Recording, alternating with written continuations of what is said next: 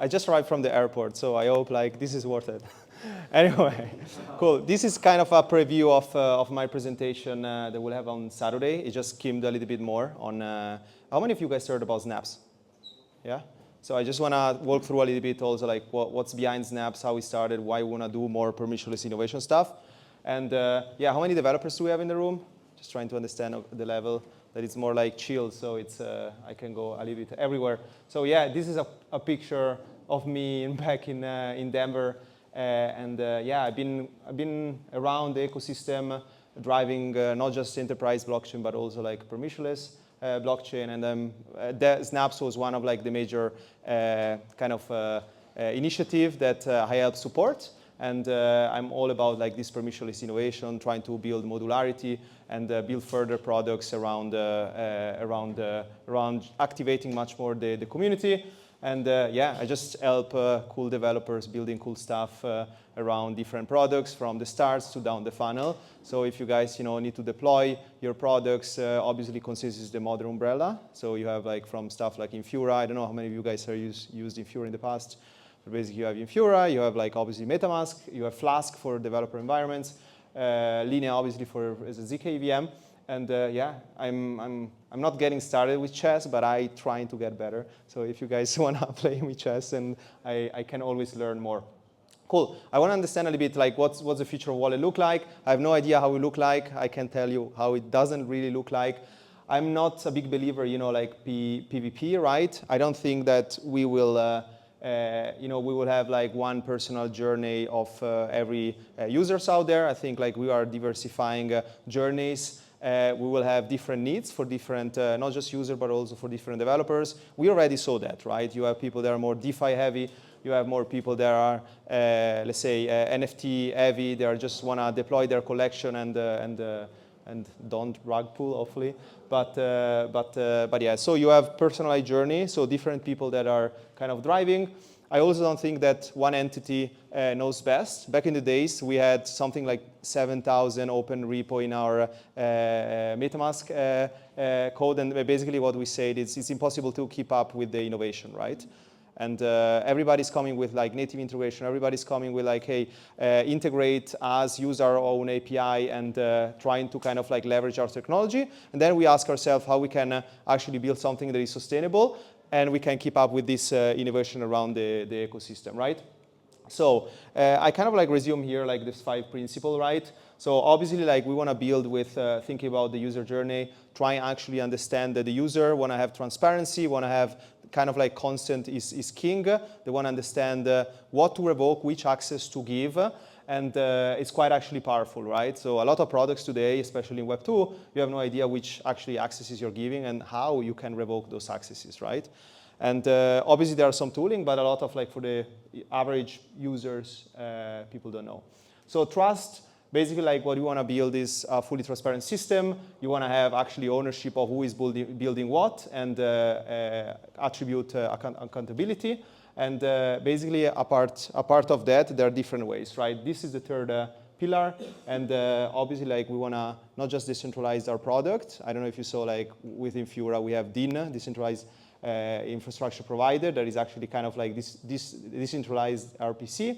But a part of that, people want to see much more transparency and modularity around building a product, right? Why also we are doing this is mostly because today we are getting, very, let's say, active feedbacks from the community, but in the same time, we have no idea how to make more the community active, really contributing to like product development and this kind of like permissionless roadmap.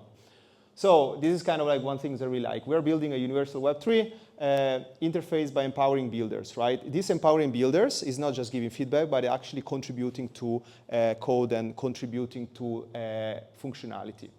And that's basically where kind of Snap started. Snap started back in the days at DEF CON, I think 2, where Dan started to say, okay, how we can build a non-EVM compatible chain with Cosmos, and then kind of it started this kind of Cosmos Snap, but that's kind of was the beginning. And then we said to ourselves, okay, how we can build further some product functionality.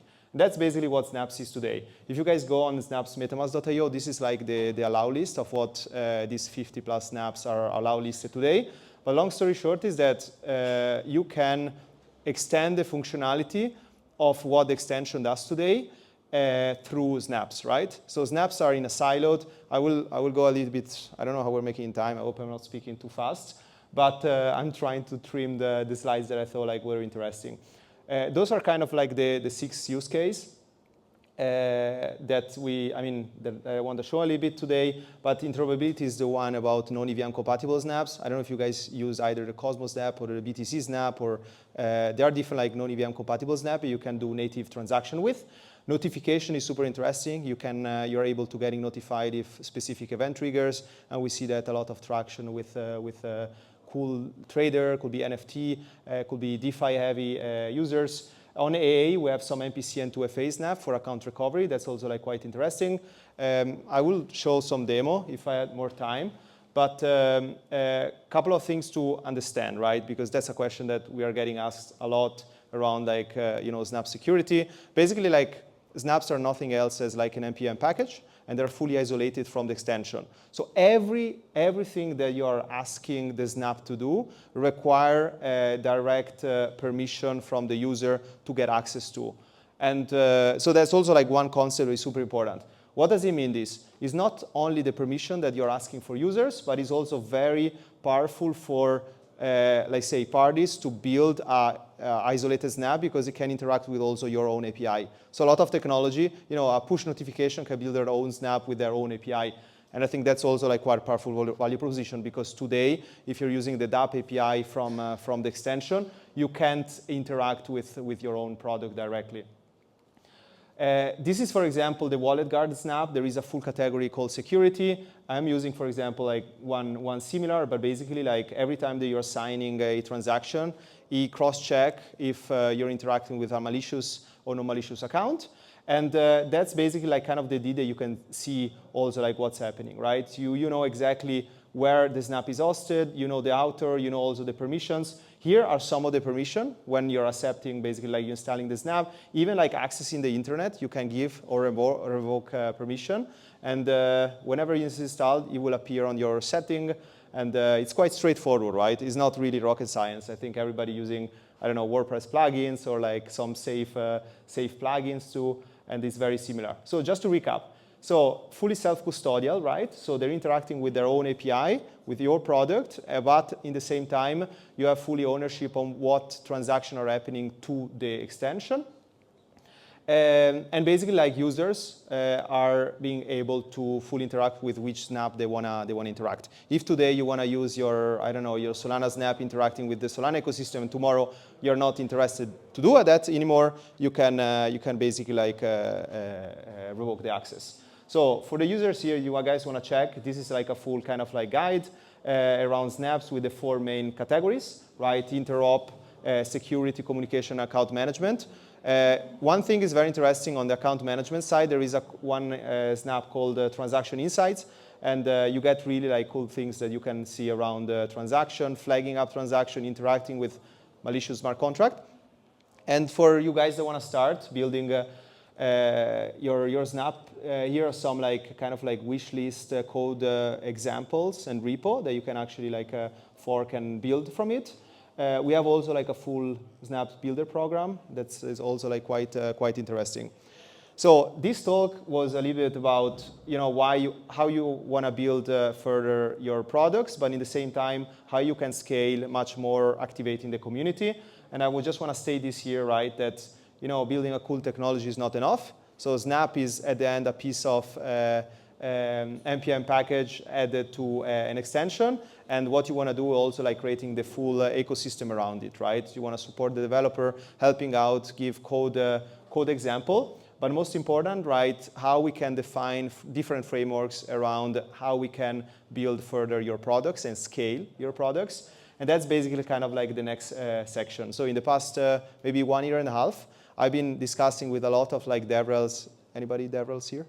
Okay, so I can also speak something random, no one will understand.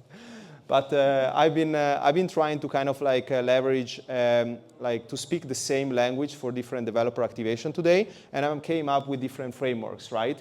So we can really like define how is a full developer funnel, how is kind of like like really what are the builder needs around around different products. And I started doing that with Snaps, but also like I started also to get more an holistic view on that.